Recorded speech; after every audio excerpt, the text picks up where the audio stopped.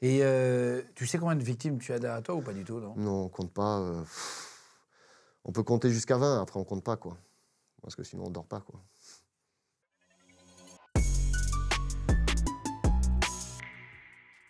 Salut, je m'appelle Sébastien, j'étais parti combattre en Ukraine, j'ai été blessé et je vais vous raconter ça. Merci Sébastien, bienvenue. Sébastien n'est pas ton vrai prénom, c'est le prénom de notre cadreur et auteur de l'émission, mais il fallait qu'on prenne un faux prénom, on a choisi celui de Sébastien. C'est parfait. Merci de venir nous raconter ton histoire. On est en contact depuis quelques mois avec Sébastien, pour tout vous dire.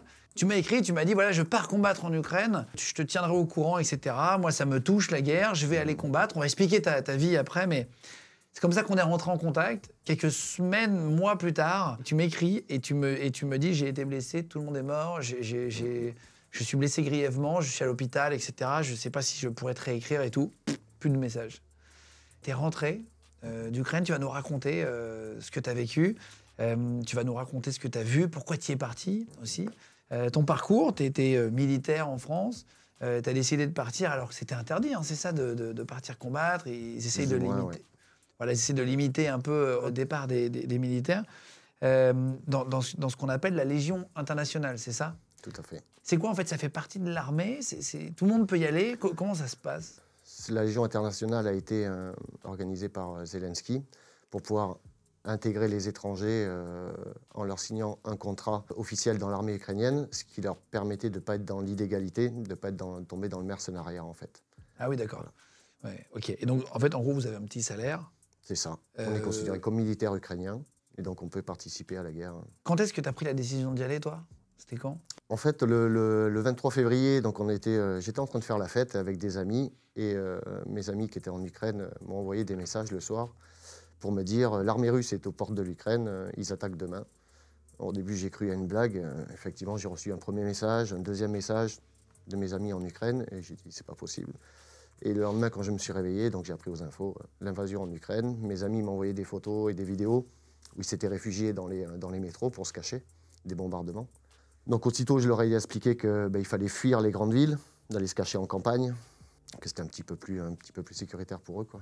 Alors, tu vas nous expliquer, toi, tu as été militaire dans l'armée de terre, tu as fait 20 ans d'armée, dans l'infanterie de marine aussi. Tu t'es engagé quand tu avais 18 ans. Juste pourquoi tu t'es engagé dans l'armée? Je me suis engagé parce qu'à l'époque, je faisais pas mal de bêtises quand j'étais jeune. Et bon, ça m'a permis de me recadrer. Il fallait que je choisisse une voie.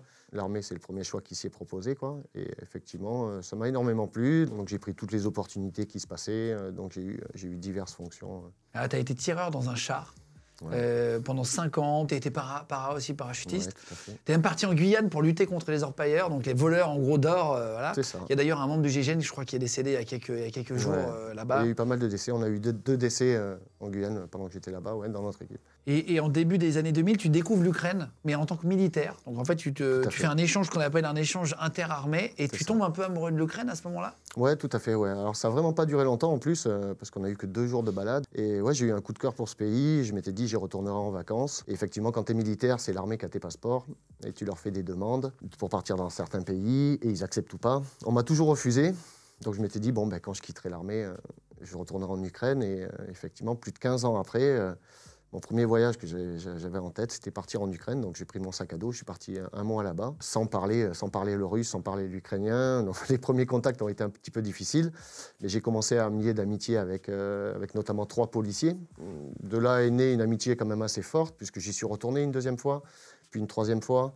Tu quittes l'armée en 2015 et tu te reconvertis en paysagiste, donc rien à voir. Et en 2015-2016, tu repasses des vacances en Ukraine, ce que tu disais, hein, tu te fais des potes vraiment, donc ça s'habitue, etc.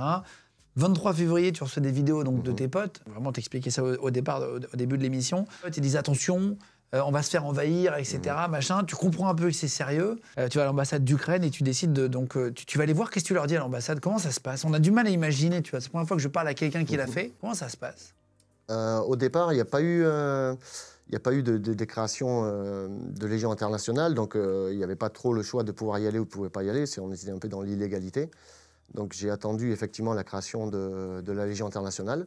Ensuite, il y a eu les premiers étrangers qui sont venus. Seulement, ils acceptaient tout le monde, même ceux qui n'avaient pas de passé militaire. Et du coup, les premiers étrangers qui sont arrivés, qui n'avaient pas forcément d'expérience militaire, ont commencé à se retrouver sous le feu des bombes et sont repartis au bout d'un jour, quoi. Donc au bout d'un moment, l'Ukraine a dit « Ok, on stoppe tout, maintenant on fait sur candidature et on prend que des anciens militaires ». Donc là, j'ai dû refaire un dossier. Donc ça a pris pas mal de temps, puisque la guerre a commencé en février, moi je suis parti en juin. Donc j'ai dû ressortir tous mes papiers militaires, envoyer tout un dossier complet. Et de là, ils te recontactent pour te donner le feu vert ou pas. Et alors toi, tu as pas d'enfant?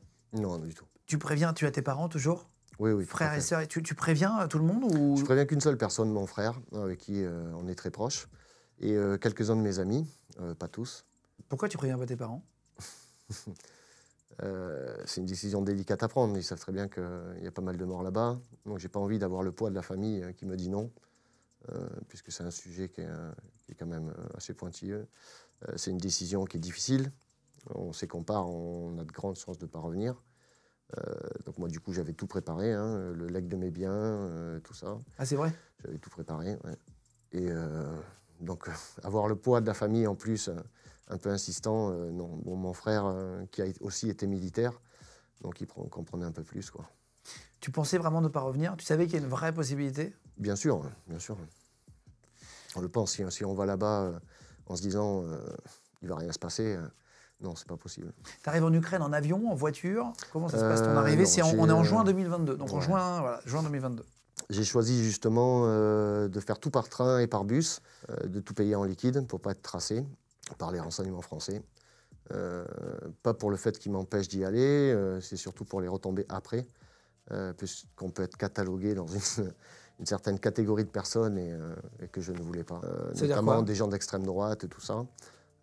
Puisque moi je suis totalement apolitique. Je n'avais pas envie d'avoir de pression de l'État français. Je n'avais pas envie d'être aussi un peu utilisé en vue peut-être faire du renseignement, puisque bon, quand on fait partie d'une armée étrangère, on est sous le secret de l'armée étrangère. En gros, si le renseignement français me pose des questions sur le fonctionnement de l'armée ukrainienne, je pourrais être considéré au niveau de l'armée ukrainienne comme espion en fait. Ah oui, d'accord. Donc, que les gens ont du mal à comprendre aussi, c'est qu'aujourd'hui, on est amis avec l'Ukraine, mais il se peut que dans 10 ans, l'Ukraine devienne notre ennemi. Donc forcément... Oui, tu sais jamais quel pays peut se retourner. Il y a toujours des trucs intéressants à savoir et j'avais pas envie d'avoir cette pression supplémentaire vis-à-vis des renseignements français. T'arrives, t'appelles le numéro, un mec vient te chercher, voilà. T'es en fourgon militaire direct, t'es en voiture civile, comment ça se passe? Ouais, c'est une voiture civile avec les vitres teintées. Donc on est envoyé dans une école où toutes les fenêtres sont cachées.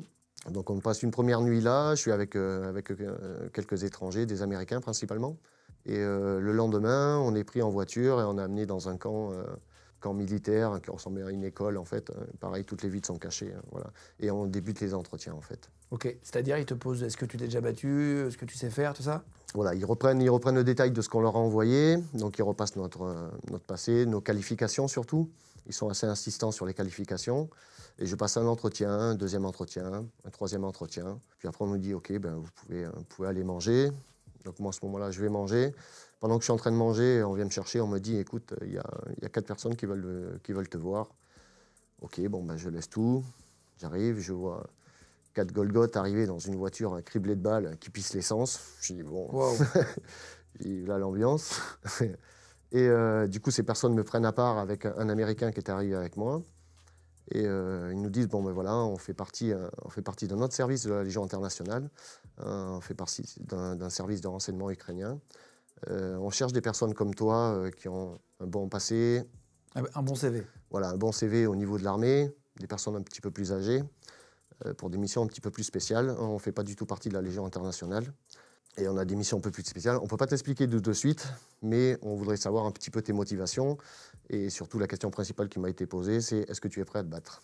Donc ça, on me l'a répété 3 fois. 3 fois, et les 4 m'ont bien regardé dans les yeux pour voir un petit peu ce qu'il pouvait en sortir, je pense. Et là, tu savais que tu allais t'envoyer dans un truc un peu plus au contact que les autres? Après, c'est un petit peu comme en France, l'infanterie et un petit peu les forces spéciales. L'infanterie, on appelle ça les pousse-cailloux, ceux qui sont un petit peu au contact, mais qui prennent moins de décisions en fait, autonomes, en fait, et des missions autonomes. Et ce qu'on me proposait, c'est rapprocher plus des forces spéciales et des missions un peu autonomes. Et donc c'est pour ça que j'ai dit oui sans hésiter. Tu étais prêt à donner ta vie pour un pays que tu connaissais très peu, finalement? C'est ce que j'ai fait pendant 20 ans. Tu connaissais pas la France? Bah, si, mais bon, il y a certains pays où on va, où on est principalement en train de séparer deux pays qui se tapent dessus, quoi. Ouais. Donc, Ah oui, oui, c'est vrai. Tu es envoyé par la France, mais dans des pays, voilà, exactement. tout à fait. Donc là, tu acceptes. Tu es dans une école, donc évidemment, ils ont dû prendre des écoles pour en faire des centres d'entraînement, j'imagine, des trucs comme ça. C'est ça. Ils te font tirer. Vous vous entraînez un petit peu ou vous êtes envoyé dès le lendemain? Non, ben en fait, dès la fin de cet entretien avec les 4 personnes, ils m'ont dit écoute, tu prends tes affaires, on y va, avec l'Américain qui était avec moi. Donc, j'ai même pas eu le temps de finir de manger. On m'a dit tu prends tes affaires, on part. Et donc, on est monté dans un Hummer et on est parti. On a fait à peu près 4 heures de route et pour arriver dans un camp d'entraînement. Ouais. Ok. Et là, c'est quoi? C'est plein de gens qui tirent, qui font des pompes. Ça ressemble à quoi? Non, pas du tout. Hein, pas du tout. On est mis dans des tentes. Alors, il y a déjà des alertes missiles. Donc, en fait, dès qu'on nous dit alerte, on prend notre gilet pare-balles, on va se cacher dans la forêt. Parce qu'il y a eu précédemment, notamment dans le camp de Yavoriv, les Russes qui avaient détecté qu'il y avait des camps d'entraînement d'étrangers et ils ont été ciblés et bombardés. Donc il y a eu quelques morts. Donc là, tu sais que tu peux mourir à partir du moment où tu es là. Voilà. Tu sais qu'il y a un missile qui peut arriver à tout moment. Ouais, j'ai envoyé des vidéos à mon frère où je partais à la douche avec mon gilet pare-balles parce qu'effectivement, t'as pas beaucoup de temps. Plusieurs fois, on est parti en claquette dans la forêt avec le gilet pare-balles. Ah oui? Tu prends le gilet pare-balles et le casque et tu cours vite. À poil? On court toujours moins vite qu'un missile. Hein, donc, donc, effectivement. Donc c'est juste gilet pare-balles à poil et ça part ouais, dans la forêt. Quoi. Fait. Donc là, tu es combien de temps dans un camp d'entraînement avant de partir au combat? 15 jours. Alors moi, j'ai demandé à écourter parce que je m'ennuyais un petit peu en fait. Toi, tu voulais aller au fight, quoi. Les cours étaient un peu répétitifs et disons qu'il y a plusieurs cours aussi, où, notamment ce qu'on appelle le CQB, c'est le combat en localité. Ouais, les CQB en français, en gros, c'est aussi combat en bâtiment, en intérieur, en couloir, en ouverture bon, pour ceux qui connaissent, c'est pour les portes, comment il faut rentrer, machin. C'est ça. Et comme on est pas mal d'étrangers, qu'on n'a pas tous la même façon de travailler, on servait un peu de professeur, quoi. Et bon, c'est vrai que s'entraîner comme ça, entre étrangers pour arriver à trouver la bonne méthode, parce que c'est des choses quand même assez chronométrées. Il faut arriver à trouver le bon timing sur certains, et surtout tout en anglais. Donc c'est vrai que j'ai demandé à écourter, et on m'a dit OK. Et on m'a dit, on va t'envoyer dans ton unité, quoi. C'est quoi le profil des gens qui étaient avec toi là Que des anciens militaires, mais la plupart... Solides? Ouais, il y en avait la moitié de solides, honnêtement. Hein, la moitié de solides, mais après... Il y avait quelques-uns, quand tu les regardais, tu sentais qu'ils n'étaient pas très sereins. Parce que tu arrives, tu es directement dans le bain, quoi. Hein. Est-ce que, alors question bête, est-ce que tu peux partir quand tu veux? Oui, tu peux partir quand tu veux. Est-ce que si tu décides, tu dis waouh, je m'attendais pas à ça, je rentre, ils te ramènent, il n'y a pas de problème? Oui, ils te le disent. Non, ils te le disent dès que tu arrives. Ils te le disent dès que tu arrives. Il n'y a pas de date limite, parce qu'ils ont déjà eu justement les problèmes avec les gars qui arrivaient, qui repartaient de suite après les premiers bombardements. Donc ils te le disent d'entrée de jeu, hein, pour pas qu'il y ait de soucis. Ils te disent, à partir du moment où tu décides de partir, tu peux partir sans aucun problème. Ok. Donc toi, tu es encore motivé à ce moment-là pour continuer. Et là, vous avez un salaire, c'est quoi quand tu dis un salaire, c'est combien à peu près? Quand j'ai fait ma première demande, moi, j'avais pas demandé forcément de salaire. On m'annonce qu'on aurait une prime de 400 € par mois. Moi, je m'en foutais un petit peu parce que je n'étais pas parti à la base pour me faire de l'argent. Après, à ma deuxième demande, on m'a annoncé un petit peu plus. Et en fait, une fois sur le terrain, c'était l'équivalent d'un SMIC. En fait. Ok, 1002, 1000... Voilà, c'est ça. Ok. Parce que tu étais avec les forces spéciales renseignement... Non, c'est ce qui était prévu, suivant si on se retrouve en avant, ou en première ligne, ou en deuxième ligne. Vous avez une bonne image, les étrangers qui viennent aider les Ukrainiens par rapport à eux, ils sont contents que vous soyez là, ils vous remercient? Ouais, énormément. On est vraiment vus comme des héros, ça m'a vraiment beaucoup touché et vraiment étonné. Parce qu'on est vraiment aperçus comme des héros au niveau des civils, au niveau des militaires ukrainiens. On est vraiment accueillis comme des sauveurs. Ouais. Tu disais que la Légion internationale, ça consiste à se faire... Enfin, c'est eux qui vous disent, ça consiste à se faire bombarder dans les tranchées, quoi. Effectivement, quand je suis arrivé, je suis tombé sur des militaires qui venaient pour la deuxième fois.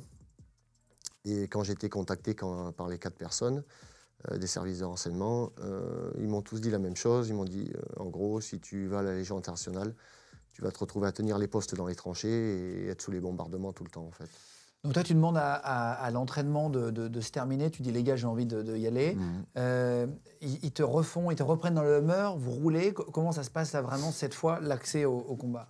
Là, La première fois. on part pour quasiment 6 heures de route. 6 heures de route, on change beaucoup de véhicules en se cachant dans les jardins des gens. Et puis j'arrive. Vous changez de véhicule? Ouais, plusieurs C'est-à-dire? fois. Ouais. Pourquoi? Je pense pour des notions de confidentialité. Il faut savoir que là-bas, c'est pas comme en Europe. Il y a toujours un petit peu cette pression communiste, d'espionnage. On nous demande, déjà dès qu'on arrive, on nous enlève notre puce. On nous demande de ne pas parler. Je me rappelle quand tu m'écrivais par Ouais, message sur Facebook, tu me disais attention, là j'ai plus de réseau, Ouais. je peux pas te. Ouais. Et donc je vois effectivement que tu me parles des cartines, donc ils te l'enlèvent. On te nous demande de demande, l'enlever. notre puce, surtout la puce française en fait, parce que les Russes utilisent des moyens de détection téléphonique. Et donc en fait, s'ils aperçoivent Il y a du une français. puce étrangère, forcément, on change au fur et à mesure des mois, on change de puce, on change de nom.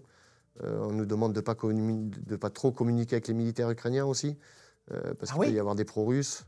On nous demande de communiquer avec personne. Ah waouh, l'ambiance elle est spé quand même. Hein. C'est un petit peu, oui, c'est un petit peu. On est souvent caché, on va faire nos courses le visage masqué, on essaye de parler à un minimum de personnes. Vous dormez où? On dort dans les maisons abandonnées par les civils ukrainiens. Tu dors dans le lit d'un mec qui sait même pas qu'il y a des militaires. Ouais, bon, ça on le faisait déjà à l'armée française. Moi je me rappelle au Kosovo, on était les premiers arrivants. Et effectivement, pour dormir, on a passé le premier jour dans les chars, mais après on utilisait les maisons des gens qui étaient partis. Putain, c'est fou. C'est vrai que t'as des photos sur les murs? Ah ben il y a toute la vie des gens, toute la vie des gens, la Ça va être vaisselle, bizarre de dormir les chez photos, des gens sans qu'ils le savent. Ouais, ça fait un peu drôle, ouais, mais bon, moi j'étais habitué donc. Oui, puis t'avais autre chose à foutre en vrai, mais c'est là, on voit ça comme ça, c'est toujours triste de se dire qu'ils ont abandonné leur maison, des gens et tout. Oui, tu vis dans leur vie. Dans leur intimité, quoi. T'as leurs habits, machin. Ah, il y a tout. Et donc là, ils te donnent des armes, c'est eux qui t'équipent en armement et tout, j'imagine? Ouais, tout à fait. Moi j'arrive, donc bon, moi j'étais déjà venu avec mon équipement parce qu'on m'avait prévenu, notamment mon collègue ukrainien qui m'avait dit écoute, viens avec un casque et ton gilet pare-balles, ça permettra d'avoir du meilleur matos. Et j'arrive là-bas, et puis on me file le reste. Bon, quelques petites sacoches, les armes, j'ai le choix. C'était assez difficile le choix des armes, parce qu'on me propose des armes avec des munitions autant et des armes type Kalachnikov. Le choix a été très difficile parce qu'en fait, on peut vite se retrouver dans une situation délicate. Je vois par exemple, nous on partait avec 10 chargeurs de 30. Les 10 chargeurs de 30 partent assez vite, donc on peut se retrouver à court de munitions. Il va devoir prendre sur les cadavres ou quoi, c'est ça? Si on a une Kalachnikov, on a de la munition à profusion. Seulement, les Kalachnikov étaient moins précises que l'armement qu'on me proposait. Donc c'était des armes tchèques qui tiraient précisément à 600 mètres. On était vraiment très précis. J'ai quand même pris le choix de prendre cette arme-là. On m'a montré, tu avais une GoPro sur toi. Mm-hmm. Il y en a beaucoup qui se filment là-bas, même pour montrer, etc. Donc tu nous as ramené des extraits, on va montrer dans 2 minutes, mais alors pour comprendre, vous avez du temps libre, vous êtes en mission tout le temps, c'est du 7 sur 7, c'est du 24 sur 24, ça ressemble à quoi ta journée, tu vois? On est très libre, mais c'est vrai que nous on essaye d'en faire un maximum quand même. Donc les journées sont assez intenses. Il y a une petite équipe de jour qui fait les missions de drone et une équipe de nuit d'attaque. Et donc on se retrouve en fin de journée quand l'équipe de nuit se réveille et quand l'équipe de jour rentre dans la mission drone. On analyse les vidéos des prochaines attaques qui sont prévues. Et après, entre-temps, on fait du sport, on entraîne l'armée ukrainienne, on maintient les véhicules, parce qu'on casse beaucoup de véhicules, on casse à peu près 4 véhicules par mois. Donc on n'a rien, on essaye un petit peu de bricoler avec ceux qui s'y connaissent. On va faire les courses, on essaye de faire à manger. Enfin, voilà, c'est assez intense, on ne dort pas beaucoup. Parce que les nuits, soit on travaille, soit on se fait bombarder. Donc, forcément, mais vous allez bouffer tous ensemble ou chacun mange dans les maisons qu'il a pris? Vous allez acheter à manger? Il y a encore des supermarchés? On a du mal à imaginer, tu vois, le quotidien. Il y a toujours un marché un petit peu plus loin, à une vingtaine de minutes. C'est vrai que c'est assez spécial parce que surtout, il y a une journée où le marché a été bombardé. Ce qu'il faut savoir, c'est que les gens près de la ligne de front, même à 5 km de la ligne de front, continuent à avoir une vie normale en fait. Les magasins sont toujours là, ils ont besoin d'argent, c'est pour ça qu'ils quittent pas la région en fait, parce qu'ils ont besoin d'argent, ils peuvent pas partir de chez eux. Donc ils continuent, tous les commerces continuent en fait. Donc il y a le marché normal, donc nous on va faire des courses pour améliorer. On a énormément de dons de volontaires, de nourriture, de produits de première nécessité, gel douche, shampoing, tout ça c'est offert en fait. Et après le reste, on cuisine entre nous. Moi j'étais le petit Frenchie de l'équipe, donc je m'occupais le plus souvent de la bouffe. Voilà. C'était quelle nationalité avec toi? Américain, néo-zélandais, anglais. Et donc, tu avais une GoPro sur toi pendant les combats, une GoPro, et tu as filmé plein d'images. Tu les as filées à Sébastien, notre auteur, dont tu as volé le prénom aujourd'hui, pour essayer de comprendre un petit peu. Donc, on va les mettre en plein écran, évidemment, mais juste que si tu peux nous dire un petit peu ce qu'on peut y voir. On voit que tu es dans une voiture, et là, on voit, tu passes à côté d'un missile. Qu'est-ce que c'est que ce missile? On voit qu'il y a un missile planté dans la rue, là. Oui, en fait, j'avais filmé pour voir ce que j'avais percuté la nuit d'avant, puisqu'en rentrant d'une mission, on devait partir assez rapidement parce qu'on était en train de prendre une pluie d'obus. Et en rentrant dans le véhicule, c'est moi qui conduisais. J'ai cassé ma vision de nuit en rentrant, puisqu'elle était quand même assez haute. Et donc, on a dû partir sur les routes. Il faut savoir que sur les routes, on n'utilise pas les lumières, puisque c'est des routes qui sont bombardées, les axes sont bombardés quasiment en permanence, en fait. Et donc on devait partir, phare éteint, la nuit. Voilà, on est phare éteint. J'ai un gars qui passe la tête par la fenêtre pour essayer de voir, parce qu'on a un peu de boue sur le pare-brise. Et puis à un moment donné, on percute quelque chose, la voiture s'arrête, et j'entends un bruit métallique, et puis on voit que la voiture continue de rouler, donc on continue, on part. Mais donc, le lendemain matin, j'ai filmé pour voir ce que c'était. Et effectivement, c'était un missile qui était non explosé. Et on voit la trace de ton pneu, là, non? Ouais, voilà, c'est ça. Ça, tu peux le faire sauter en J'avoue tapant en vrai. Je sais pas, je pense, puisqu'ils ne sont pas explosés. Donc, la vie, ça tient à pas grand-chose quand même, et encore plus là-bas. Il y en a, on s'est aperçu que plus le temps passait, plus on en trouvait des non explosés. Donc on pense que la Russie commençait à taper dans les vieilles munitions. Ah. En tout cas, elle est quand même rentrée, donc j'imagine, là tu te le prends sur la gueule. Ouais, ça bouge pas, ça bouge pas. Ah ouais, c'est vrai, elle s'est bien plantée et tu as tapé dessus en voiture. Donc là, on va montrer d'autres images en même temps. Voilà, là, vous marchez. Là, oui, vous êtes des groupes de... Enfin, on va pas trop donner de détails, mais là, il y a des mines. Ouais. C'est ça, c'est des mines de quoi, ça? Là, c'est des mines anti-chars. On avait fait une mission de nuit pour aller placer des mines. Et en fait, comme il y avait beaucoup de brouillard, on en a profité pour en placer un petit peu plus près. Donc ça, on rentrait... Donc, mine anti-char. Et là c'est un corps? Voilà, c'est un cadavre, puisque c'est une zone où on ne pouvait pas trop avancer, parce qu'on est vraiment à la vue de l'ennemi, c'est très proche de l'ennemi, et puis il y a 2 lacs de chaque côté. Ça fait qu'on peut pas avancer, progresser en étant à couvert, en fait. Là, vous mangez du raisin? Ouais. Ben, il y a encore des vignes? Les Ukrainiens sont assez relax sur la ligne de front. Donc effectivement, même j'en étais à quelques mètres. Il y avait encore des habitants là, non? Oui, c'est vrai? J'ai vu un habitant effectivement là sur la vidéo, et je me disais mais c'est incroyable, qu'est-ce qu'il fait là? Alors qu'il y a des corps encore de gens décédés par terre, quoi. Et que ça bombarde toute la journée, quoi. Et il y en a qui restent habités là-bas. Ouais, ils n'ont pas trop le choix en fait. C'est souvent des personnes âgées qui peuvent pas partir. Ils ont leur seul truc qu'ils ont, c'est leur petit lopin de terre. Et, ils n'ont pas trop le choix, en fait. Mais à chaque missile, ils doivent se dire c'est possible que ça s'est terminé, quoi. Oui, ils ont tous des caves. En fait, en Ukraine, il y a énormément de caves.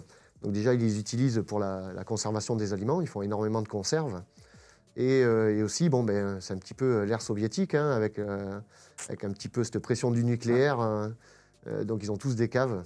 Ça nous sert à nous de bunker, du coup. Donc c'était plutôt utile. Ouais, dès qu'il y a un bombardement, tu vas chez les gens dans les caves.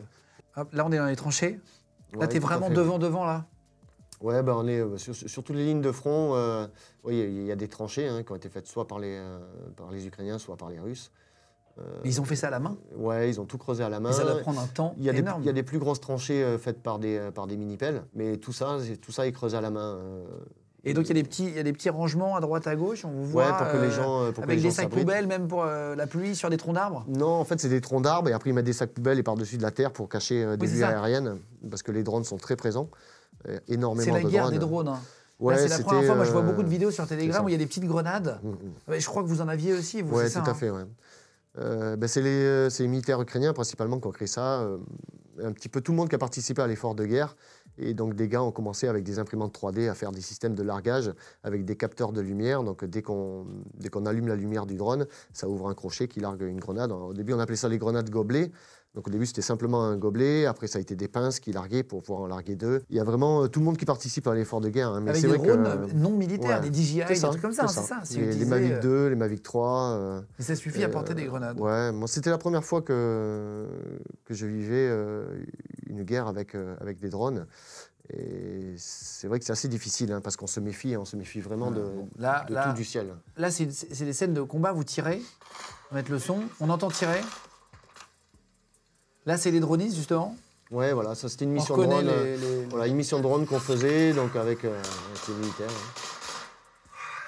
Il y en a qui fument sa cigarette pendant que ça tire juste à côté. Ouais, mais les gens sont très relax. Hein, faut pas croire que sur la zone de front, tout le monde est hyper tendu.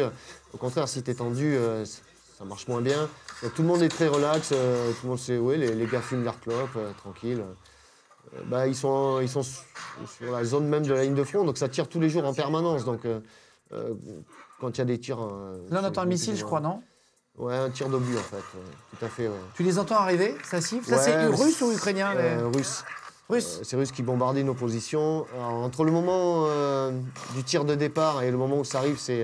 Là, tu tires un peu au hasard, là? Là, oui, parce que je venais d'arriver. T'entends que ça arrive de là-bas, quoi. Ouais, je venais d'arriver, en fait, sur la position. Et je voulais pas rejoindre mon groupe qui était dans la maison, parce que je sais que la maison était petite et que tout le groupe était dedans. Et je vois... ça insulte. Je vois notre traducteur ukrainien qui me passe devant en courant avec ses lance-roquettes. Je me suis dit, bon, je ne vais pas le laisser tout seul. Donc je l'ai suivi. Et puis du coup, j'ai retrouvé un autre gars qui avait pris la même décision que moi. Parce qu'on se dit, bon, ben, voilà, si la maison est éclatée, tout le groupe meurt, quoi. Donc, et t'entends les balles siffler, là, on les entend... ouais, tout à fait. On te voit vraiment canarder un peu là. Parce que là, t'entends vraiment qu'il y a des mecs là-bas? Ouais, là, en fait, c'était une offensive russe. On rentrait de la mission drone, en fait. Et nous, on allait partir. Et en fait, on nous dit, une offensive russe comme un peu souvent. D'habitude, c'est les militaires ukrainiens qui sont en position qui les stoppent. Nous, on se dit, voilà, on va leur filer un coup de main puisqu'on est là. Effectivement, ils envoient une vingtaine de gars, ce qu'ils font la plupart du temps. Ils envoient une vingtaine de gars se faire tuer pour cramer les munitions de l'armée ukrainienne. Voilà. Une fois qu'ils ont ces gars-là sont morts, ils attendent un petit peu, ils en renvoient une autre salve, une autre salve. S'ils arrivent à avancer, tant mieux. S'ils n'arrivent pas à avancer, ils sont contents parce qu'ils ont fait cramer des munitions, quoi. Oh là là. L'humain n'a pas beaucoup de valeur là dans les. La vie est très éphémère. Ouais, il y a eu pas mal de problèmes au départ avec les premiers étrangers qui sont arrivés justement parce que pour eux, être un héros mort, c'est être un héros. Pour nous, on n'a pas la même valeur, quoi. Ouais, pas la même vision des choses. Pour accomplir une mission, il faut qu'il y ait un maximum de gens vivants, quoi. Quand tu parles de mission, c'est quoi une de tes missions principales, toi, justement, avec ce groupe d'assaut? Les missions principales, c'était aller faire un maximum de bilan, ce qui permet aussi un peu d'instaurer un climat de terreur au niveau des tranchées russes, de faire le maximum de nettoyage pour que les puissent... C'est-à-dire quoi un maximum de nettoyage? En liquider le plus possible, pour que les Russes, les Ukrainiens, un peu plus de facilité à prendre les positions, en fait. Parce que la plupart des Ukrainiens ne sont pas militaires de base. J'ai combattu avec des informaticiens, des cuisiniers, des étudiants. Qui aujourd'hui sont dans l'armée pour défendre leur pays. Ouais, quoi. tout à fait. C'est bien, ils sont allés... Il y en a de leurs propres chefs. J'ai des chefs d'entreprise qui ont quitté leur entreprise pour aller se battre. Et des gens qui ne connaissent pas forcément le combat, quoi. Donc effectivement, comme il y a toujours un sous-nombre par rapport aux Russes, effectivement, le combat n'était pas très équitable. Et nous, nos missions, c'était d'aller nettoyer les tranchées, un petit peu comme les nettoyeurs de tranchées en 39-45, et pour permettre après aux Ukrainiens de reprendre les positions plus facilement, en fait. Et donc là, tu dis, en pleine nuit, donc vous allez tuer des Russes. Vous êtes équipé du coup en lunettes de vision nocturne pour voir la nuit? Comment... On a vraiment tout l'équipement qu'on veut, en fait. On est vraiment beaucoup plus équipé que l'armée ukrainienne parce que forcément c'est du matos occidental, nous on est un petit peu plus habitués. On a des lunettes thermiques, on a des lunettes de vision nocturne, on a des lasers infrarouges, on a des drones thermiques. On a vraiment le summum de l'équipement, donc ça nous permet d'avoir un avantage, c'est pour ça qu'on fait plutôt la nuit, ça nous permet d'avoir un gros avantage sur l'armée russe la nuit. Donc c'est vrai qu'on attaquait souvent entre 7 à 8 contre une cinquantaine, quoi. Ah oui, vous étiez quasiment 8 fois moins que les autres. C'est ça. 1 pour 7 ou 8. C'est ça. Et vous arriviez quand même à vous en sortir? Oui, tout à fait, oui. Sauf... on va raconter. T'as fait combien de temps de mission avant de te faire blesser? 3 mois de mission. 3 mois, donc c'est quand même beaucoup. Ouais. Ou toutes les nuits, tu y pars ou pas, non?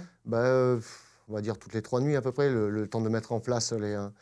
Mais vous saviez où vous alliez attaquer à chaque fois, machin. C'était précis, quoi. C'était pas du... va en guerre Non, non, n'importe tout à comment. fait. C'est vraiment. Vous aviez des renseignements avec les dronistes, qu'il y a des gens là, machin, Voilà, etc. Enfin, c'était précis. Notre équipe était autonome, c'est-à-dire qu'on prenait les décisions nous-mêmes. Chaque personne participait à son niveau. Il n'y avait pas tellement de chefs. Il y avait un chef désigné pour pouvoir parler avec l'armée ukrainienne, mais on était tous des spécialistes. Donc on prenait tous les décisions entre nous. Il y avait une décision qui avait été prise aussi, que si quelqu'un ne se sentait pas de partir dans une telle ou telle mission, il pouvait dire « Ok, je n'y vais pas ». Est-ce qu'il ne le sentait pas? Voilà, et personne ne disait rien. C'est arrivé, oui. Oui, oui, c'est arrivé, oui, tout à fait. Oui. Qu'est-ce qui se passe? Comment tu procèdes pour, tu dis nettoyer une tranchée, comment tu mets tes lunettes de vision nocturne? Vous avancez vous êtes allongé sur le sol. Tu peux nous expliquer un peu qu'on imagine, tu vois? La plupart des zones là-bas, donc il y a énormément de champs. Donc c'est surtout des bandes de forêt qui font une dizaine de mètres de large, où il est quasiment impossible de rentrer dedans, parce que les Russes utilisent des mines qui modifient et où ils mettent des fils pour pouvoir les télécommander à distance. Et donc en fait, on ne peut pas progresser, surtout que ces mines sont elles-mêmes piégées par des grenades ou des mines qui sont elles-mêmes piégées et repiégées. Tout est piégé, les cadavres sont piégés, les sacs sont piégés, les armes sont piégées, la bouffe est piégée, tout est piégé. Donc en fait, dès que tu touches à quelque chose, tu peux mourir, voilà. Quoi, en gros. C'est pour ça qu'aussi, on préfère attaquer de nuit, parce que ça nous permettait de passer par les champs. Donc il y avait beaucoup de mines anti-chars, mais bon, nous, on ne les fait pas péter. Donc on progressait de nuit le long, en fait, surtout pas dans la forêt. On avait essayé plusieurs fois, mais les missions ont été abandonnées parce qu'il y avait vraiment trop de mines. T'as vu des gens sauter devant toi? Non, du coup, parce que... Alors, il faut savoir aussi qu'il y a beaucoup de roquettes qui sont tirées, énormément de munitions. Et en fait, souvent, dans certaines roquettes, il y a des fils qui sont à la sortie. Donc, ça nous arrivait d'arriver dans des zones de nuit où il y avait plein de fils partout et on ne savait pas trop. Donc, on prenait un fil avec un crochet et on partait plus loin, on tirait. Des fois, ça pétait, des fois, ça pétait pas. Mais il y avait certaines missions qu'on a dû abandonner de nuit parce que les bandes de forêt étaient trop grosses. On ne pouvait pas progresser depuis l'extérieur, en fait. Et sinon, on progresse par l'extérieur et arrivé au premier moment où on peut rentrer dans les tranchées, on s'incruste. Et là, tu fais pas de bruit? Justement, tu fais beaucoup de bruit. Comment ça se passe? Non, on fait le minimum de bruit. Hein. Donc, on a des casques intensificateurs de son. Donc, on peut se parler vraiment à voix basse. On entend vraiment tout. Le moindre petit craquement de branche, le moindre petit vent, on entend vraiment tout, quoi. Et là, tu essaies d'en avoir le maximum. Ils ne te voient pas? Non. Ils n'ont pas de lunettes de vision nocturne? Non, la plupart, non. Ok. Jusqu'à temps qu'on commence à faire du bruit et que les renforts arrivent, quoi. Ah oui, c'est ça. Et là, tu rentres, les gars dorment, les Russes, tu arrives à rentrer sans les réveiller, tu les tues en dormant, tu les réveilles, ils t'entendent? Comment ça se passe? Il y a de tout, hein. Ça nous arrivait de tomber sur des gars qui dormaient, des gars en train de pisser, des gars sur leur téléphone. C'est l'effet de surprise totale, quoi, hein. Des gars qui sont les mains dans les poches, mais la plupart, la nuit, ils dorment, quoi. Et donc parfois, tu tues des mecs qui dorment? Tout à fait, oui. Et vous ne faites pas de prisonniers dans votre brigade? Non, c'est un choix plutôt tactique pour ne pas nous mettre en danger, nous, hein, parce que déjà, on est en sous-nombre. Donc, effectivement, si on se retrouve avec 10 prisonniers à trimballer, on perd énormément de temps. C'est un peu des opérations coup de poing, parce que de toute façon, à chaque opération que fait l'armée ukrainienne, ou même nous, la réponse est immédiate. C'est des salves d'artillerie énormes, donc on est obligé de faire des missions rapides. Ça dure moins d'un quart d'heure, en fait. Et on est obligé de repartir de suite, parce que dépasser le quart d'heure, on peut se faire démembrer, quoi. C'est des gars qui ont quel âge que tu tues comme ça dans les tranchées? Tu les vois? Il y a soit des jeunes ou soit des très vieux. Ah oui. Entre 18 et 25 ans, et entre 45 et 60. Est-ce que parfois, humainement, tu as des remords où tu te dis « Merde, attends, qu'est-ce que je suis en train de faire? C'est dur. » Parce que la guerre, c'est dur. C'est facile de... Il y a beaucoup de militaires on en a déjà parlé avec un sniper, un tireur longue distance qui est venu ici, qui a fait un syndrome post-traumatique, 1 an et demi d'hôpital psychiatrique après une grosse mission. L'armée, faire la guerre, c'est difficile. Et avant, et aussi après, en fait, psychologiquement. Est-ce qu'à ce moment-là, tu as des remords où tu fais ta mission, tu réfléchis pas, ça arrive après, ou tu n'en as pas après non plus? Comment ça se passe? Non, j'y pense pas parce que je me suis fait toutes ces réflexions avant de partir. Et une des choses qui a fait que je suis parti, c'est notamment ce qu'a fait l'armée russe. C'est quand on veut exterminer une ethnie, c'est un vrai génocide qu'il y a eu là-bas. Donc il y a eu de tout, hein. Il y a des viols en permanence, il y a des enfants assassinés à bout portant. Il y avait notamment cette femme qui essayait de partir en voiture et qui s'est fait tirer dessus par du gros calibre jusqu'à temps que son corps soit découpé en deux. Il y a des prisonniers qu'on a récupérés, des potes à nous, qui ont été forcés de boire du liquide de refroidissement pendant des semaines. Il y a des gars décédés qui ont été pris en photo comme des trophées. Je veux dire, j'ai eu aucun remords. Surtout qu'on leur a laissé la possibilité de se rendre, hein, notamment des prospectus dans leur canal Telegram. Ils sont pas là, ils sont pas là pour ça. Moi, j'ai pas vu de gars se repentir ou quoi que ce soit, quoi. Ils sont là pour faire un véritable génocide et une extinction en fait. Ils font pas de prisonniers non plus? Si, ils en font, mais il y a eu de tout, hein, et notamment ce pauvre gars qui s'est fait découper les parties génitales au cutter en étant filmé pendant que les gars rigolaient. Il y a une chose que beaucoup ne savent pas, c'est que comme la guerre a été un petit peu une surprise, il y a plus de 6000 enfants ukrainiens qui étaient partis en vacances en Russie. Et ces enfants-là n'ont pas été rendus. La Russie a changé leur identité, leur a donné des papiers russes. Et ça, les Ukrainiens n'oublient pas. Hein. Donc la guerre n'est pas près de se terminer, parce que de toute façon, tant que tous ces enfants-là ne seront pas rentrés. Ensuite, quand il y a eu l'invasion, il y en a eu encore plus. Ils sont plus de 10 000, je crois, enfants. C'est vraiment vouloir détruire cette identité ukrainienne. Donc effectivement, moi, je ne me suis pas posé de questions. Je me suis posé des questions tout en amont. Oui, tu te les as posées avant. Voilà. Donc après, quand on fait le boulot, on fait le boulot, quoi. Et tu sais combien de victimes tu as derrière toi ou pas du tout, non? Non, on compte pas. On peut compter jusqu'à 20, après on compte pas, quoi. Parce que sinon on dort pas, quoi. Tu t'es fait attaquer par un char un jour? Ouais, tout à fait. En fait, comment on se fait attaquer par un char? Comment on survit surtout à une attaque de char? En fait, le plus dur, c'est de prévoir des missions d'attaque, alors que l'ennemi prépare aussi des missions d'attaque. Et effectivement, un soir, on était entre deux villes. Il y avait une ferme qui servait aux Russes à venir de temps en temps se planquer pour tirer quelques roquettes. Et on avait décidé d'aller un peu nettoyer cette ferme-là. Et donc, on décide de monter une opération. Donc, moi, j'étais en appui dans une maison. Et puis, je me rappelle qu'on arrive de nuit pour se mettre en place. Et on voit des Ukrainiens, les militaires ukrainiens qui partent et qui nous disent « faut pas rester là, faut pas rester là ». Bon, ben nous, on rigolait. Puis on arrive, effectivement, on voit des maisons en flammes. Et puis, moi, je me poste. J'avais juste un gars avec moi, un Américain. Et moi, je me poste à ma fenêtre avec ma vision de nuit. J'avais du mal à y voir parce qu'il y avait une maison en feu derrière. Et comme j'avais un arbre devant qui reflétait la lumière, ouais. Et donc ça m'éblouissait un peu. Mais côté gauche où je regardais, je pouvais appuyer mon groupe. Et donc effectivement, ça pleuvait pas mal d'artillerie. Et donc on se dit, bon, ça craint, on va appeler un doc ukrainien au moins pour venir avec nous dans la maison. Donc on demande aux Ukrainiens un doc, ils nous disent, OK, on vous en envoie un. Et à peine le doc était parti, je sais pas, 30 secondes après, on reçoit comme information qu'il y a un drone Orlan au-dessus de nos têtes. Et un drone Orlan, c'est un peu la terreur des drones parce que lui, il voit tout, quoi. Et là, on se dit... Ben, Russe, du coup? Ouais. Et là, du coup, on se dit, on est dans la merde. Le mec est en train de courir dans la ville pour nous rejoindre.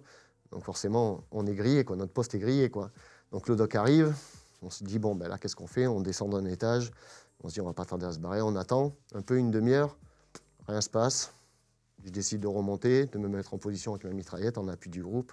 Le groupe fait partir le drone thermique, il n'y avait personne, il commence à progresser dans la maison. Et puis moi, j'étais en train d'observer avec ma lunette de vision de nuit. Et puis je vois un gros flash.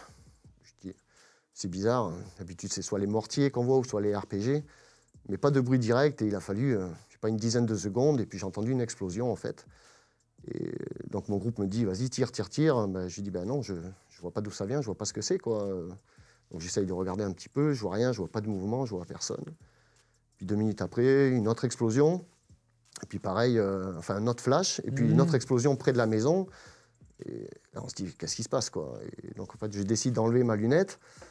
Le temps que mes yeux s'adaptent, je vois pas très bien, en fait. Parce que quand on regarde longtemps une visite de lunettes nocturne, après, hein, quand on ouvre, tout est vraiment en noir, quoi. Et effectivement, je vois un flash encore, une troisième fois, et ça explose un petit peu plus près de la maison. Et là, on se demande, on cherche. En général, avec le bruit, on arrive à savoir quelle munition nous tire dessus. Et là, on n'y arrivait pas. Et en fait, après, une fois que mes yeux se sont habitués, j'ai vu un flash au loin. Et j'ai vu le temps que ça m'était arrivé. Et j'ai dit, c'est bon, je sais, un char nous tire dessus. Vite, on se cache, on se met au sous-sol. La maison n'avait pas de bunker, donc on a pris tout ce qu'on pouvait un petit peu. Donc mes collègues ont pris les canapés. Moi, j'ai trouvé une porte qui était cassée. Je me suis caché sous une porte. Je me suis mis au milieu. En fait, on essaye toujours de prendre les murs les plus solides. Donc je me suis mis sur le mur du milieu. Et on a essayé d'attendre que ça passe. On comptait qu'il y avait à peu près 2 minutes entre chaque tir.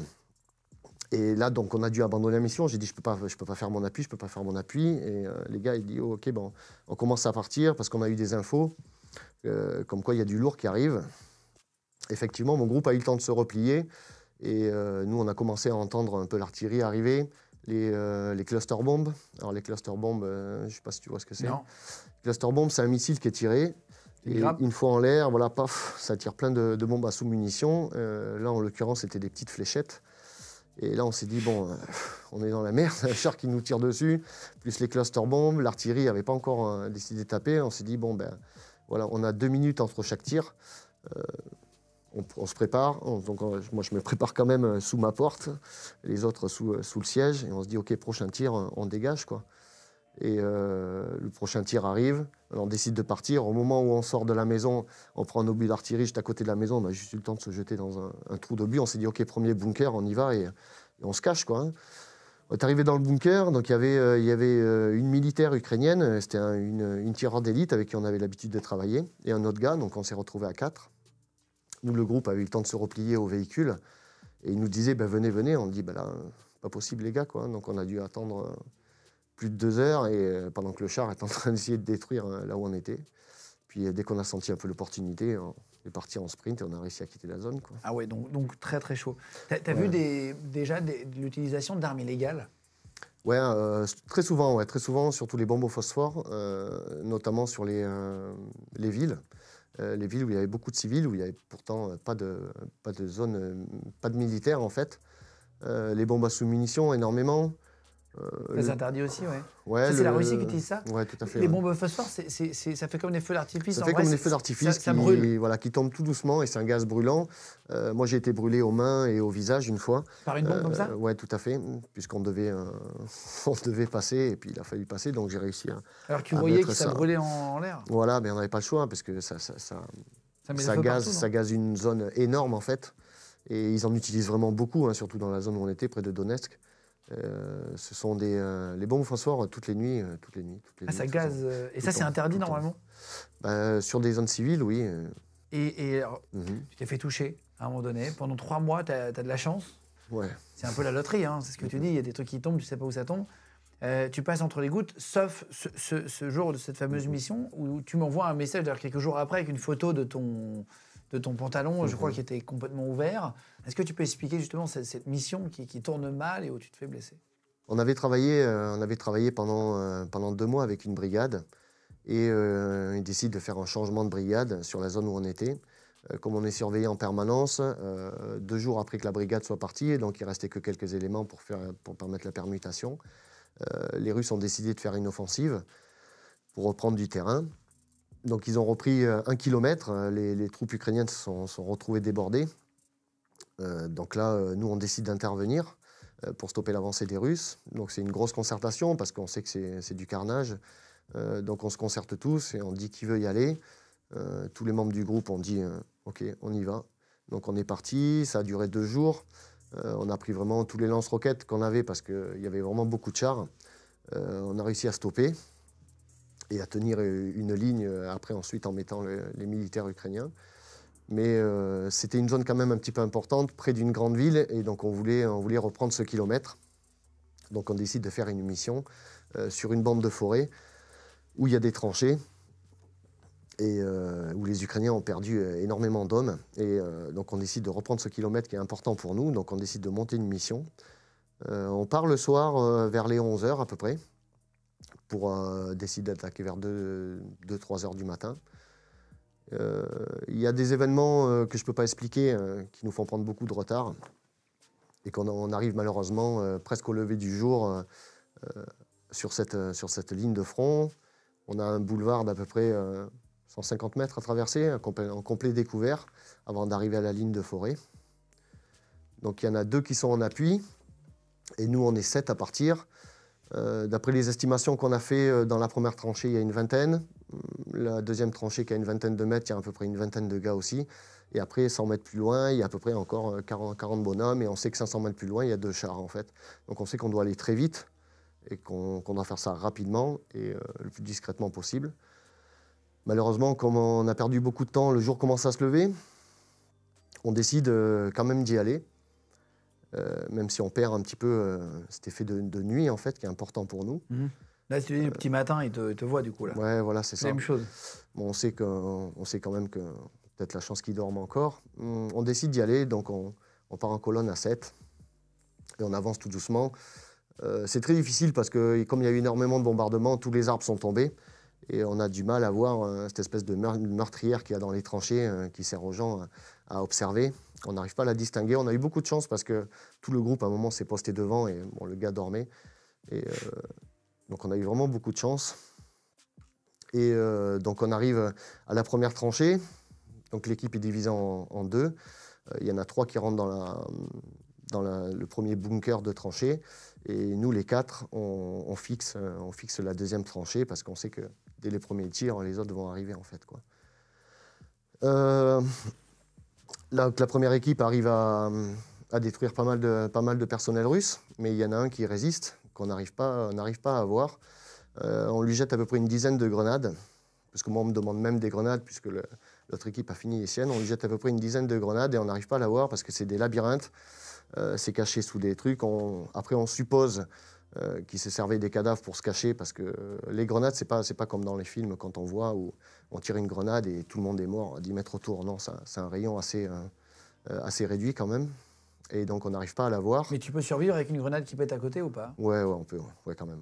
Oui. Pas 50 cm, mais oui, effectivement, on peut survivre. On peut survivre, ouais. parce qu'on voit plein de drones qui jettent des... Mais parfois, les gens continuent de courir Ouais, ou blessés un peu, mais ça envoie quoi? Ça envoie des billes, des éclats? Il y en a deux différentes. Il y a les défensives et les offensives. Il y en a qui sont quadrillées, mais qui maintenant, d'ailleurs, je crois que sont absolument interdites. Mais sinon, c'est plutôt un effet de souffle. Donc le gars, vous lui jetez une dizaine de grenades, il est toujours en vie? Ouais, il est toujours en vie, il nous riposte à travers... Dans le noir, on a du mal, parce qu'on est encore entre le jour et la nuit. Donc on est entre j'utilise et j'utilise pas ma vision de nuit. Surtout qu'à un moment donné, si on reste trop fixé la tête dans la lunette, quand on enlève, il faut un temps d'adaptation. Donc c'est assez compliqué. On a les renforts qui commencent à arriver. Donc nous, les 4... Les renforts russes, pas les vôtres? On les traite parce qu'ils arrivent un peu les mains dans les poches. Je pense qu'ils ne s'attendent pas à avoir des gens dans leur tranchée. Ils pensent plutôt à ce que ce soit des attaques en face à 100 mètres. Donc là, ce n'est pas très difficile. Mais on commence à faire du bruit. Et ils ont en appui une mitraillette qui a à peu près 200 mètres, qui commence à voir un petit peu ce qui se passe et commence à nous rafaler dessus. Donc là, on sait qu'il va y avoir plus de renforts, plus cette mitraillette qui nous tire quand même dessus de plus loin. Donc le chef de groupe donne l'ordre, on quitte la zone, quoi. Donc moi, la chance que j'ai eue, c'est que je reste en position avec un collègue à moi pour couvrir la progression de mes collègues qui après doivent se stopper et nous couvrir. Donc nous, on est fixé sur ce qu'on doit faire. Et la colonne part et j'entends tirer. Alors que je ne devrais pas entendre tirer et au moment où je tourne la tête, je vois un de mes collègues qui est en train de, même limite en l'air, en train de tirer dans la meurtrière en fait, et qui se prend une rafale. Et mon autre collègue aussi qui passe devant, qui se prend une rafale, je vois les deux tomber, et puis moi je vois tout le monde couché, quoi. Donc pour moi tout le groupe est mort, quoi. Et donc je me retrouve avec mon collègue dans la tranchée, avec des gars qui arrivent en face, et ce gars-là qui est dans notre dos, donc on décide de reculer et de se mettre un petit peu à l'écart, et on se cache dans un trou d'obus. Et là, la décision est difficile, puisqu'on voit tout le monde couché. Je commence à voir un de mes collègues qui rampe pour faire un garrot.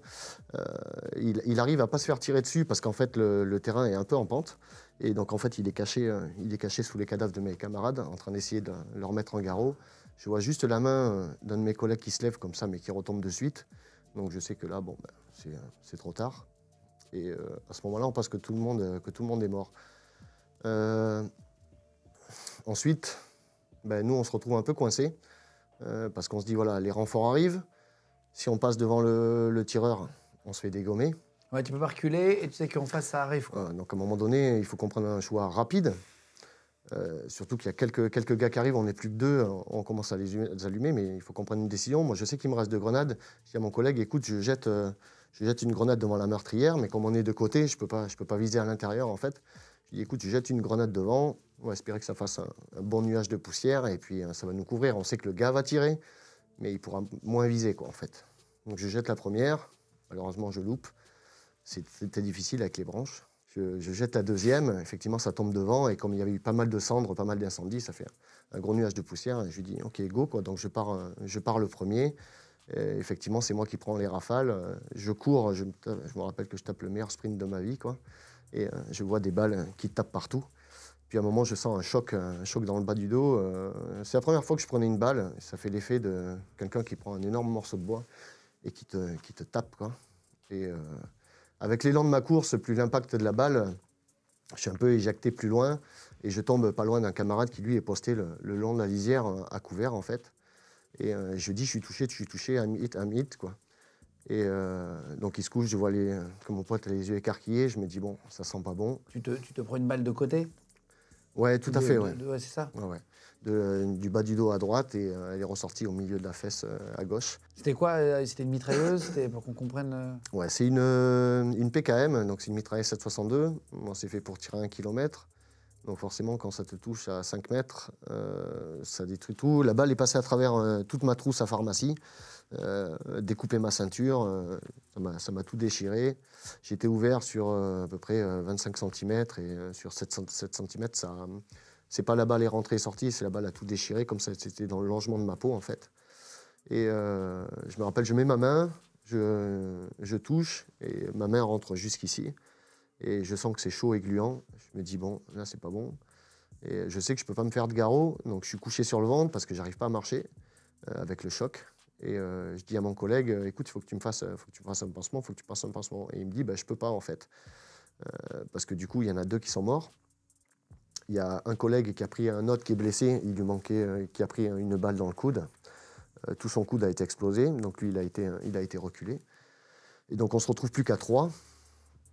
Et moi, je commence à perdre beaucoup de sang, donc je commence un petit peu à être dans un petit peu un monde à part où on ne se rend pas compte de ce qui se passe, en fait. Et Un peu à divaguer, tu veux dire? Ouais, je commence à voir des explosions, mais je ne comprends pas ce qui se passe, en fait. Je vois des balles traçantes, mais je commence déjà à plus avoir le son. Mais c'est surtout ces explosions, je ne comprends pas, en fait. Et en fait, c'est les renforts qui commencent à jeter des grenades. Mais dans l'axe des corps, en fait, nous, on est un peu en décalage. Donc on s'en sort un petit peu parce qu'on est vraiment à la portée de main des grenades. Et là, mon collègue, il dit, je peux pas te faire un pansement, quoi. Là, si on t'aide, on est mort, quoi. Ça, on le sait avant de partir. Hein. De toute façon, dans des actions comme ça, on essaye d'avoir le moins de morts possible aussi, quoi. Donc, il me laisse une grenade et il me dit, tu sais quoi faire? Je lui dis, oui, oui, pas de problème. Sans réaliser, en fait, je comprends pas parce que je suis vraiment en train de perdre beaucoup de sang. Et je les vois qui reculent pour être hors de portée des grenades, quoi. Ils ne peuvent pas me porter. S'ils me portent, plus personne ne peut tenir de flingue.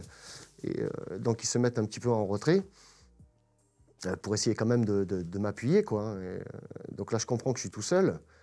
Et à ce moment-là, j'ai qu'une chose qui me traverse l'esprit, parce que je sais que je suis en train de me vider. Et je me dis, mais comment je vais dire à mon frère que je suis mort? Comment je vais dire à mon frère que je suis mort? Ce qui est absolument incroyable, quoi. Tu peux pas lui dire que t'es mort. Mais j'avais que ça en tête, je voyais même plus les explosions, je voyais rien. Donc j'ai ouvert ma trousse à pharmacie, je me rappelle, j'ai tout déballé, quoi. Et j'ai trouvé des pansements compressifs. Donc je m'en suis fait un bien serré. Et comme je ne voyais pas la gravité, j'ai dit, je m'en fais un deuxième, quoi. Je m'en fais un deuxième et puis je commence à vouloir partir, quoi. Et puis je pars et puis je vois que j'arrive pas trop à marcher, donc je rampe. Et là, j'ai mes collègues qui me disent, allez, vas-y, dépêche-toi, dépêche-toi. Et puis, j'arrive à ramper, à rouler un petit peu, et j'arrive dans cette descente. Donc, je roule un petit peu, ça m'aide. Et j'arrive au pied de mes camarades qui me couvrent, et ils disent, vas-y, on te porte, et on se barre, quoi. Et on arrive à quitter cette zone en laissant nos camarades morts sur place, parce qu'on peut pas les prendre, quoi. Et donc, ce que j'ai compris, effectivement, c'est que c'était des grenades et on était vraiment à portée de tir des grenades. Et s'ils ne partaient pas, mes collègues mouraient, quoi. C'est ça. Donc, ils t'ont emmené avec eux? Voilà. On rejoint la position des Ukrainiens qui étaient à 150 mètres. Et donc, on avait 2 blessés. Et on demande de suite une évacuation sanitaire, en fait, quoi. Et là, on nous répond, pas possible, quoi. Parce que l'artillerie commence à taper. Et donc, on ne peut pas faire venir de voiture, quoi. Et on nous dit, c'est 1 kilomètre, quoi. Ah ouais. C'est 1 kilomètre. Et là, je me dis, mais je ne vais jamais y arriver, quoi. Et je commence à marcher, j'ai mon collègue qui me tient, je commence à me sentir mal, je me mets des claques, je me mets de la flotte, je mets tout ce que je peux, quoi. Et puis on arrive à cette voiture, quoi. Donc moi, je me mets comme je peux dedans. Ils nous amènent à une camionnette pour pouvoir nous transporter. Mon collègue passe à l'arrière en tenant mon camarade pour pas qu'il bouge, parce qu'il lui manquait la moitié du bras, quoi. Et moi, je passe à l'avant et je suis sur le côté. Et avec 2 Ukrainiens, et je me suis rendu compte après qu'ils étaient terrorisés. Ils sont partis comme des fous, et en plus dans la mauvaise direction. Donc j'ai dit, les gars, c'est pas là, c'est ici, parce qu'eux, on les avait amenés. Donc c'est pas eux qui conduisaient, ils venaient d'arriver dans la zone, donc ils connaissaient pas. Tu t'es pas demandé ce que tu foutais là à ce moment-là? Non, pas du tout. Non. Là, je pensais surtout à arriver à l'hôpital avant de tomber dans les pommes, quoi. Et donc j'ai dû les calmer. Ils étaient vraiment terrorisés. Il y en avait un qui hurlait dès qu'il entendait un bombardement. Et je lui ai dit, écoute, calme, calme, calme. Il m'a même pris, il m'a secoué. Il m'a dit, non, mais les Russes vont nous tuer. Les gens réagissent différemment face à la peur. Il y en a beaucoup qui sont tétanisés. On peut avoir des réactions absolument incroyables. Toi, t'as pas eu peur, vraiment? Pas tellement, en fait, non. Et même la blessure, j'ai pas eu si mal que ça, en fait. Hein. Ça me faisait une chaleur.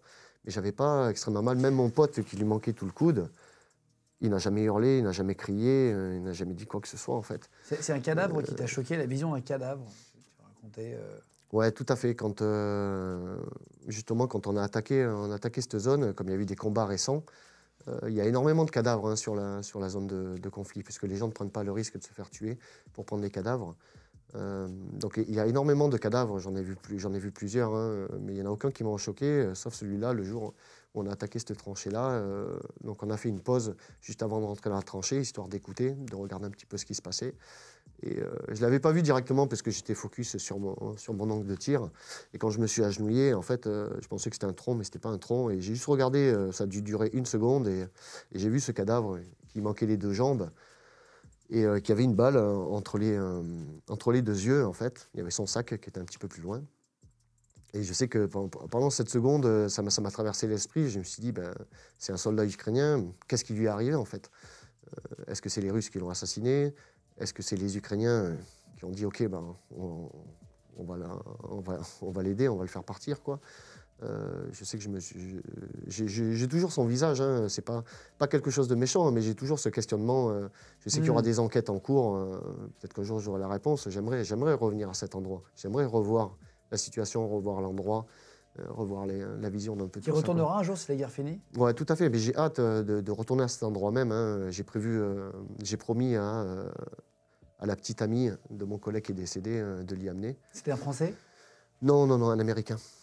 Ok. Il y a des Américains aussi? Ouais, les Américains. Sa copine était ukrainienne. Ah waouh! Et tu l'as rencontré après? Ouais, tout à fait. En fait, quand je suis arrivé à l'hôpital, les premiers jours ont été durs, mais après, je me suis vraiment repris. Je me rappelle que j'étais en train de faire des pompes alors que je n'étais même pas recousu encore. Combien de jours d'hôpital? 15 jours. 15 jours. 15 jours. C'est pareil, j'ai demandé à écourter un petit peu pour retourner là-bas.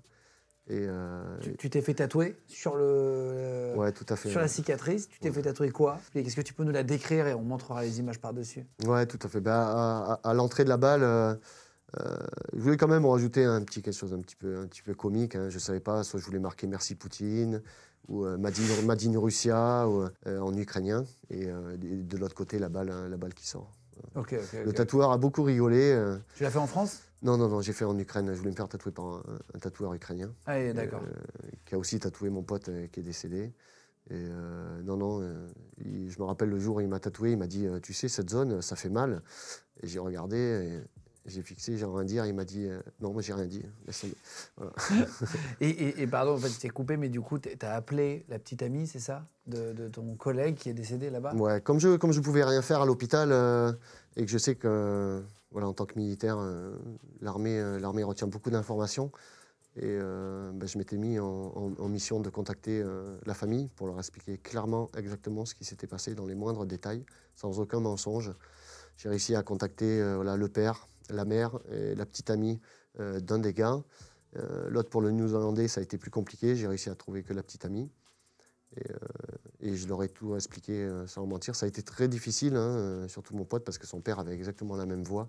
Donc l'avoir au téléphone, c'était très difficile. J'ai passé 48 heures. Les premières 48 heures à l'hôpital ont été vraiment très dures. Et le père, c'est toi qui lui as appris? Non, il le savait déjà. L'armée ukrainienne leur avait déjà annoncé. Mais c'est moi qui leur ai expliqué parce qu'ils avaient zéro information. Hein. On leur a Ah oui, juste dit... décédé, point barre. Voilà. Donc c'est hyper important, même pour eux, pour leur deuil et tout, d'avoir des informations, j'imagine. Tu rentres en France au bout de combien de temps? Je rentre en France au bout de 4 mois. 4 mois? 4 mois. T'as peur juste après, quand tu rentres en France? Tu te dis, mince, si les Russes me retrouvent en France, c'est une peur qu'on a après? En fait, j'ai eu peur parce que les corps de mes amis ont été récupérés par les Russes. Donc pendant 2 jours, mes amis ont fait en sorte d'envoyer des snipers, des drones avec des grenades pour les empêcher de reprendre les corps. Ils ont finalement quand même récupéré les corps. Ils ont récupéré pas mal d'informations dessus, les téléphones portables, les papiers. Donc ils se sont rendus compte que c'était des combattants étrangers. Donc à partir de là, ils ont mis une prime de 50 000 € sur chacune de nos têtes, parce qu'ils savaient qu'il y avait plusieurs actions qui étaient menées dans cette zone par des étrangers. Et comme Poutine avait dit que de toute façon, s'il les faisait prisonniers, c'était exécution. Donc là, vu les actions qu'on avait fait, qu'ils nous attribuaient, ils ont mis des primes de 50 000 €. Moi, j'ai appris ça quand j'étais à l'hôpital. Je me rappelle que je suis de suite allé en cuisine prendre un couteau et je l'ai mis sous mon oreiller. Et le moindre bruit... T'avais peur que même à l'hôpital, on te tue? Bah, pour 50 000 €, il y en a qui seraient prêts, Ah oui? qui seraient prêts à te tuer, oui. T'avais peur que ça vienne même des Ukrainiens? Ouais, tout à fait. T'avais Ouais. confiance en personne là-bas? Non, il faut avoir confiance en personne et ils te le font bien comprendre, de toute façon. Et là, tu arrives pour finir à Paris et à un moment donné, tu crois qu'ils sont en train de te tuer. Ouais, tout à fait. Tu sens une piqûre dans le cou. Je suis dans un marché, donc je suis avec mes amis, je viens tout juste d'arriver, hein, la veille, hein, je suis encore dans cette ambiance d'espionnage et tout ça. Et en plus, il y avait des histoires récemment de gens qui s'étaient fait attaquer au couteau, des gars qui s'étaient fait attaquer aux seringues et tout ça. Et je suis en train de faire mon marché, je suis en train d'acheter du fromage parce que ça m'avait tellement manqué. Et je m'appuie sur la vitrine du fromager et je sens une énorme piqûre sur mon bras. Et là, je me dis, ça y est, quoi. J'ai dit, ça y est, c'est fini, quoi. Tu t'es dit, ça y est, il y a un espion qui m'a suivi, qui m'a empoisonné et je vais crever ici, quoi, en plein marché, en Paris, quoi.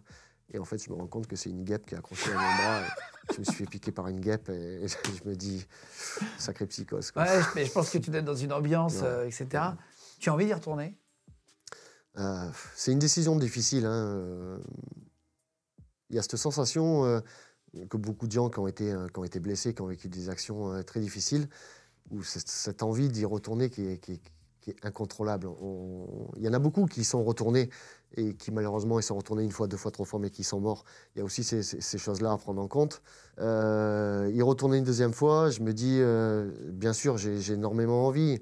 Il y a aussi le fait que quand on fait des attaques comme ça, il faut être vide dans sa tête.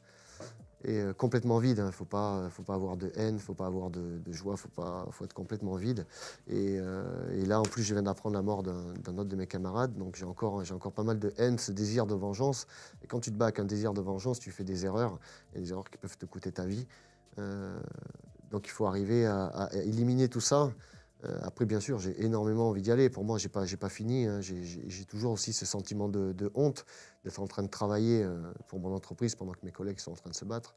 Honte de quoi? De ne pas être mort, tu veux dire? Il y a aussi ce sentiment bizarre que j'ai eu à l'hôpital où j'avais vraiment honte de ne pas être mort en même temps que mes camarades. C'est pas quelque chose qu'on décide, c'est quelque chose qui est dans la tête. Et c'est un sentiment assez étrange, hein. Tu es allé voir un psy? Non, pas du tout. J'ai eu... Ça serait pas une honte du tout, hein. Ouais, je sais. J'ai eu... c'est ce qu'on appelle la résilience, c'est la capacité à encaisser les moments durs. J'ai eu deux moments difficiles à l'hôpital où je me suis effondré en larmes. En plus, j'avais rien pour me divertir. Et les infirmières m'ont pris dans les bras, même avec la barrière de la langue. Mais ça a duré 2 jours et après, j'étais vraiment remotivé à fond. Dès que j'ai rejoint mon équipe, première journée, j'ai dit « Ok, je prends mon flingue, je vais à la zone de tir, je vais cramer des cartouches, que je veux voir ce que ça fait. » Donc j'ai pris des casques, je les ai mis sur un piquet, j'ai vidé 10 chargeurs. Je suis revenu, mon chef de groupe m'a regardé, il m'a dit « Ça va ?» Je dis « Ça va, impeccable. » Et en fait, quelques minutes après, mon collègue qui était en train d'entraîner des Ukrainiens était en train de faire une démonstration de repli. Et là, j'ai vu mon collègue passer en courant devant moi, à fond en sprintant avec son arme. Et là, j'ai eu un flash et je me suis vu allongé par terre, mort. Et donc là, de suite, je suis allé à la voiture, j'ai posé le flingue. Et je suis parti respirer un peu. Mon chef m'a dit ça va. Je dis non, ça va pas. Il m'a dit ok, prends le temps, réfléchis ce que tu veux faire. Et mis à part ça, j'ai rien eu d'autre. Après, je sais m'observer. Hein. J'ai eu des problèmes en rentrant de la guerre de Côte d'Ivoire. Donc je connais les alertes. Des alertes, j'en ai plus eu aucune. Mais là, tu sentais que c'était bien de rentrer à la fin.